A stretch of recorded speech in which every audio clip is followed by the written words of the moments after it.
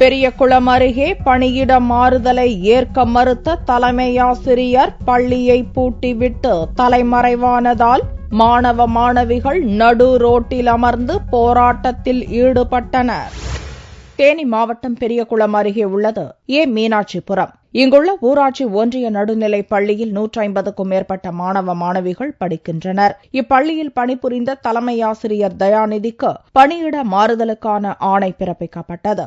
அவருக்கு பதிலாக மஞ்சளார் அரசு பள்ளியின் தலைமையாசிரியர் சுமதி நியமிக்கப்பட்டார். ஆனால் பணியிட மாறுதலை ஏற்க மறுத்த தலைமையாசிரியர் தயாநிதி பள்ளியை பூட்டிவிட்டு தலைமறைவானார். வழக்கம் போல் பள்ளிக்கு வந்த மாணவ மாணவிகள் பூட்டியிருந்த பள்ளி முன் கூடி நின்றனர். தலைமையாசிரியர் தயாநிதி பள்ளிக்கு வராததால் மாணவ மாணவிகள் மற்றும் அவர்களது பெற்றோர் நடு ரோட்டில் அமர்ந்து பள்ளியை திறக்க கோரி போராட்டம் செய்தனர். இதனை அறிந்த மாவட்ட கல்வி அதிகாரிகள், வருவாய்த்துறை அதிகாரிகள் மற்றும் காவல்துறை அதிகாரிகள் பள்ளி மெயின்கேட் மற்றும் பள்ளி அறைகளின் பூட்டை உடைத்து மாணவர்களுக்கு திறந்துவிட்டனர்.